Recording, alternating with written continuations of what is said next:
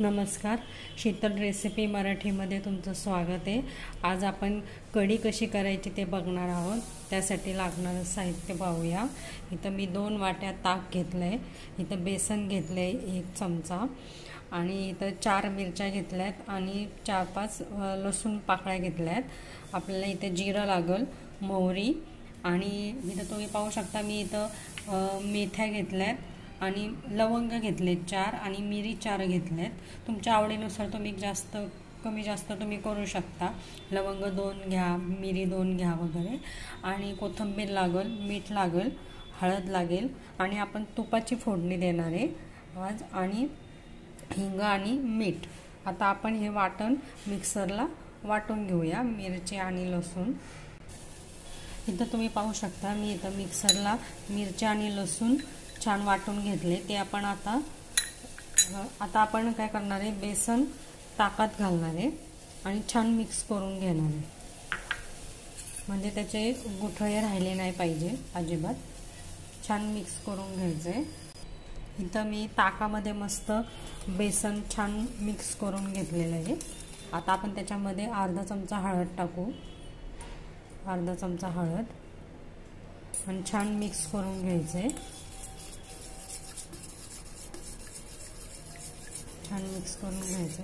आता आपण तूप टाकूया। मी एका पातेलं गरम केलंय, ह्याच्यामध्ये तूप टाकूया 2 चमचे।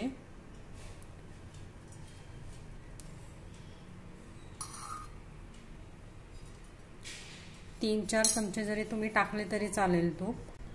इथं तुम्ही बघू शकता, इथं मी तूप चांगलं गरम करून घेतलंय। आता आपण त्याच्यामध्ये मोहरी घालूया। मोहरी चांगली तडतडली की आपण त्याच्यात जिरं घालायचे। जिरं घालू,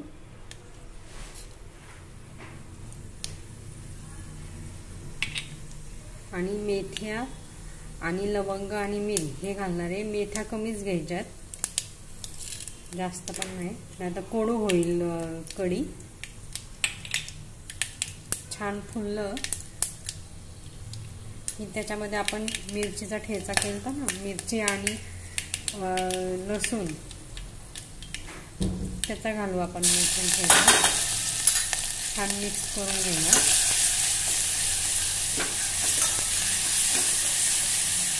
कढीपत्ता टाकूया,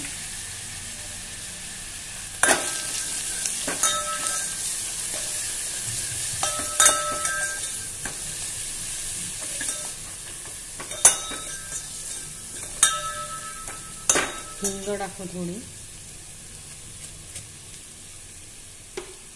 छान मिक्स करून घ्यायचे। जरा मिरची थोडी परतली ना, परतायची थोडी मिरची।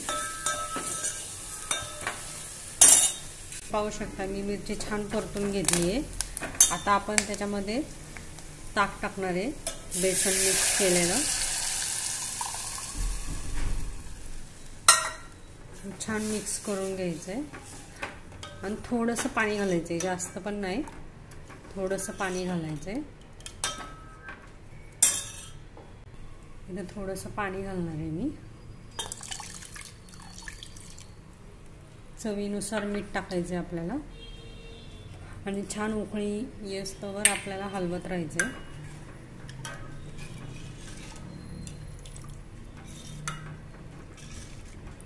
तुपाची फोडणी खूपच छान होते। तुम्ही तेलाची फोडणी देऊन करत असाल तर एकदा तुपाची फोडणी देऊन तुम्ही करा, नक्कीच छान होईल कढी। इथं तुम्ही पाहू शकता आपल्याला कढीला खूप छान अशी उकळी आलेली आहे।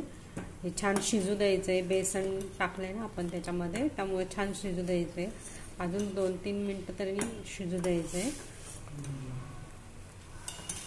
इथं तुम्ही पाहू शकता छान उकळी केलेली आहे, छान बेसन पण शिजलेलं आहे। आता मी गॅस बंद करते। आता मी बाउलमध्ये काढून घेते। तुम्ही इथं पाहू शकता मी एका बाउलमध्ये काढून घेतली आहे कढी। आता आपण त्याच्यावर कोथिंबीर टाकूया छान।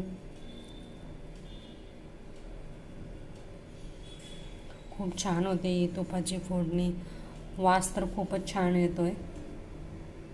तुम्ही नक्की करून बघा। आता मी सर्व करते आहे। तुम्ही इथं पाहू शकता मी सर्व केले। कशी झाली ते मला सांगा। तुपाची फोडणी खूप वास करून बघा तुम्ही। कढी खूप छान होते, भातासोबत छान लागते, चपातीसोबत छान लागते, तशी खावा, खूप छान होते ही कढी। तर रेसिपी आवडल्या असल्यास लाईक करा, शेअर करा, सबस्क्राईब करा। धन्यवाद।